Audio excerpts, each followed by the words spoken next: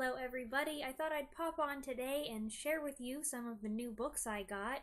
For me, it's not really Christmas if there isn't at least one new book under the tree.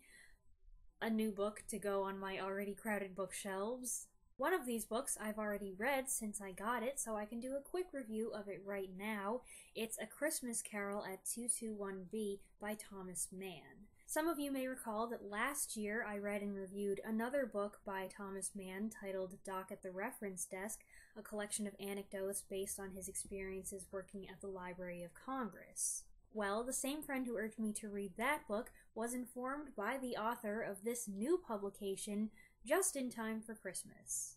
This is an ambitious blending of two dearly beloved English institutions, Dickens' A Christmas Carol and Arthur Conan Doyle's Sherlock Holmes, and here Dr. Watson tells of one Christmas Eve when Holmes recounts a story of how, years ago, he met Ebenezer Scrooge.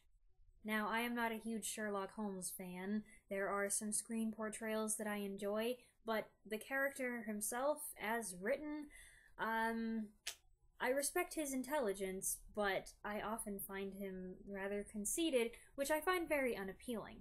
But there's not very much of that here, and I do love A Christmas Carol, and I approve of Mann's picture of what might have happened with Scrooge and company after Dickens' narrative concluded. The whole story has a cozy feel, and I must say, this cover is very nice. It has that soft, suede-y feel. The whole story, as I was saying, has a very cozy feel. There's a storm blowing outside, but inside, Holmes and Watson are relaxing by their fire. And while the mystery Holmes relates isn't tremendously exciting in and of itself, because there's no murder, no bloodshed, no madmen, I do enjoy the convincing way that Mann brought these characters together. The writing feels authentically Victorian, with many words over 3 syllables, and it combines the heart of A Christmas Carol with the brains of a Sherlock Holmes detective story. And at only 21 pages long, making it more of a short story than a book, it made for a very pleasant and quick read at the tail end of the holiday season. Now for the other books I got. I think you'll like these. You know, it's funny, ever since I started YouTubing, I've been getting more and more film-related books for Christmas. This first one is The Creature Chronicles, exploring the Black Lagoon trilogy. This is written by Tom Weaver, who is kind of an expert when it comes to monster movies, classic monster movies, with David Schechter and Steve Cronenberg, with an introduction by Julie Adams, who of course was the female star of The Creature from the Black Lagoon. For those of you who don't know, The Creature from the Black Lagoon is probably my favorite Universal monster movie. I reviewed The Creature from the Black Lagoon along with its 2 sequels, Revenge of the Creature and The Creature Walks Among Us, a couple years ago, and that is still one of my favorite reviews that I have done, actually. Anytime I talk about a movie that I love, it's one of my favorite movies, there is a lot of pressure involved, but also a lot of enjoyment, and it was really fun to look at the sequels, which I hadn't seen in quite some time. I can just tell by flipping through this book that it is exhaustive. There is so much trivia and production background in here, interviews with people. Oh my goodness, it's going to be so much fun to read. All I ever wanted to know about the Creature from the Black Lagoon movies, but never even thought of asking. Next up is another film-related book, which I've been wanting to read for a while. This is Vincent Price, A Daughter's Biography by his daughter Victoria. I love Vincent Price, and I love several of his movies. Not all of them. I haven't seen all of them. He made a lot. Some of them I don't enjoy as much.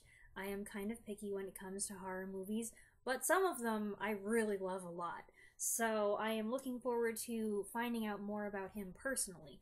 I think that horror icons are some of the most interesting people to read about because they're almost always nothing like the characters that they portray on screen. They're usually much better. And Vincent Price in particular was a very classy guy. I already know some of his personal life. I know about his art collection and some of his marital troubles, so I am looking forward to learning more about him, especially from his daughter, who can give a more intimate portrait than just your average biographer. The book itself is a nice hefty hardcover, and it does have pictures in the middle of the book, all black and white glossy photos. The only thing about this book is that the print is very small, so the book is even longer than it seems, but I'm sure I'll enjoy it. And I have been intending to do a Vincent Price video for some time now. It just has gotten away from me every year, but maybe 2019 will be the year that I do a Vincent Price video. And the third book is kind of a random one. It's not film related. It is called Destruction of Obsession, a sequel to The Phantom of the Opera, and it's by Catherine Miller. This book, yes, it's Phantom of the Opera fan fiction, but it's really nice. The cover, it has that same soft, suede-y cover as A Christmas Carol at 221B has. Yeah. Very, if you're a tactile person, you would like this. I cannot for the life of me remember where I heard about this book. I don't know if I came across it myself on some fan forum, or on Goodreads, or on Amazon, or if someone told me about it personally. Anyway, wherever I heard of this, I get the impression that I heard really good things about it. And I know that some people might hear the term fanfiction and wrinkle their noses and say, ugh, this stuff's garbage, not reading any of that. And while it's true that I have read an awful lot of not good Phantom of the Opera fanfiction, there is also some good stuff, I know, because I've read it. And I'm hoping that this will also be very good. You know, the way it feels in my hands right now, it feels promising. So I'm looking forward to reading it, and I will report back to you to let you know if it was any good or not. And I'll show you this one, even though it's not a book, but it is book related.